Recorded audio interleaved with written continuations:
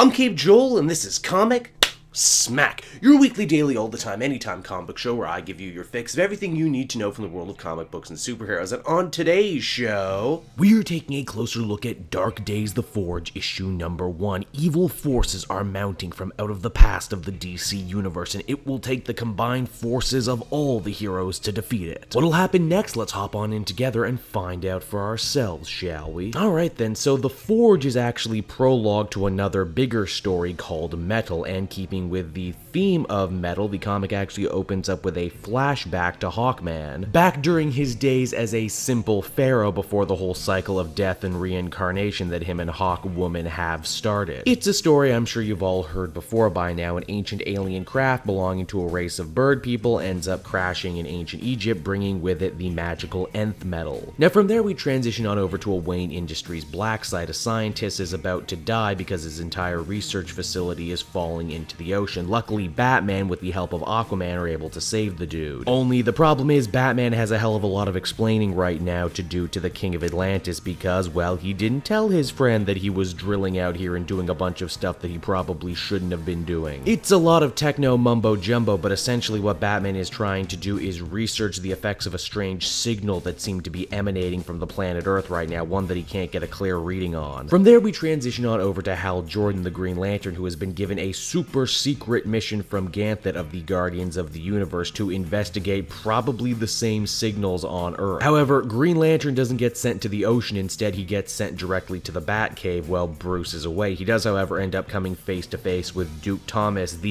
well, he's not quite a Robin, and he hasn't quite picked a superhero name yet, a fact that they even joke about in this issue. Duke is actually super funny here. He says, "Geez, Green Lantern, I thought yellow was your weakness." The two decide to put their fight on hold for a little bit, and Duke figures if Green Lantern is going to be poking around the Batcave anyway, he might as well chaperone him around. Speaking of Duke and you'll remember his mother was one of the people affected by the Joker gas attack during the events of Endgame. Well, it turns out she wasn't any regular old lady. She was actually some sort of super genius that was getting scouted by, get this, the Immortal Man, a weirdo 60s character from DC lore who, you guessed it, is immortal. A couple crises back, he used to lead a group called the Forgotten Heroes, and now he seems to have a new team called the Immortal Men, which, hey, wouldn't you know it, they're actually getting their own spin-off book from Jim Lee very soon. That's another thing about this Dark Days The Forge storyline. It's setting up a whole new imprint. So it's right about here, if you're like me, you probably started putting together what's going on, and that is that all the super metal on Earth, all the nth metal, and all the other stuff is starting to go nuts. Apparently, Hawkman has known about this for a long time. It was one of his little side projects that he did outside being a superhero, and, you know, outside being dead, because he dies a lot but is reborn a lot too. Gotta love reincarnation, am I right? Batman has also taken a particular interest in solving the strange mystery of the metal, so much to the point he's reached out to one of the smartest people in the DC universe, Mr. Terrific, who I guess can just walk back and forth between Earths now because he was on Earth 2 for the longest time and now he shows up here. Terrific says if Batman wants to get to the bottom of all these weird dark energy readings, he's going to need a device of immense power, something that he's not even sure exists on the planet Earth, but Batman knows better. So how did Batman find out about the crazy metal conspiracy? Well, for that we have to head back on over to Green Lantern and Duke, who are going deeper and deeper into the Batcave sub-basement. Only things get real creepy real fast as they soon discover that they're not alone. A voice starts to call out to them from the darkness, telling them about Batman's history with all of this, saying how when Batman defeated the Court of Owls at the beginning of the Scott Snyder run in the New 52, he found a strange tooth made of metal. This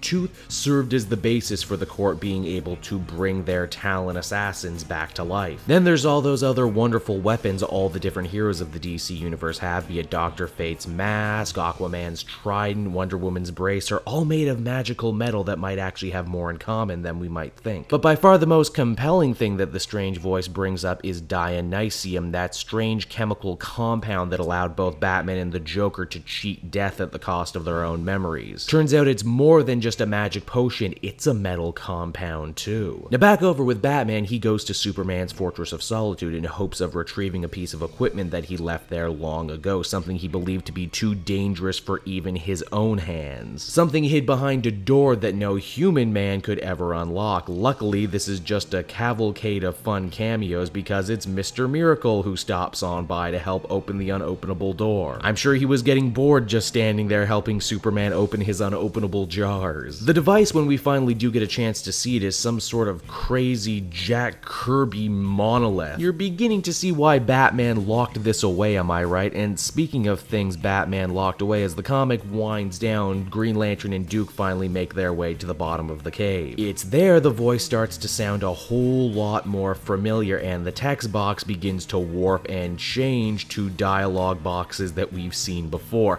Boxes belonging to the Joker. As Joker puts it, the metal, everything that Batman has been dealing with right now, even everyone in this room are all part of a far greater puzzle, and that's where the comic ends. So that's Dark Days The Forge #1, and honestly, when this series got announced, I had absolutely no idea what to make of it. It's a big event book, but it's also kind of self-contained because it's not going to affect any of the books currently coming out right now. It's also supposed to launch a brand new imprint, but it's also supposed to involve everyone in the DC universe in some capacity or another, and judging just by the first issue, they're not lying about that. They're bringing back characters and saving some from discontinuity. I gotta say, after just one issue, I'm already super hooked into what this is, whatever it might be. Scott Snyder has many talents as a writer, but no more do I think he's better than when it comes to weaving a mystery. Hats off to the man too for tying the events of this new series to pretty much everything he did in his New 52 Batman run, rewarding people who have been reading since the very beginning. The book also looks really cool. I especially enjoy those Hawkman related flashbacks in ancient Egypt. If you were like me and you were kind of on the fence about this book, I think I can safely say we should all hop on right now, because whatever this is going to end up being, it's going to be huge. Overall, I'd give this one a 9. It's a hell of a way to start things off if you ask me. So there you go everyone, Dark Days The Forge #1, just one of many awesome Batman books that came out this week from the channel. Be sure to check out the rest while you wait. Also, to stay up to date on this and all the major comic events coming out this summer, be sure to head on over to Twitter and follow me at Cape Joel. It's the best way to stay up to date. Also, if you want to catch up on all things Scott Snyder, or anything else for that matter, might I recommend you buy your comic trades from Book Depository. It's no joke my favorite place to get a great comic book deal, and if you buy through my link down in the description, not only will you get a great price,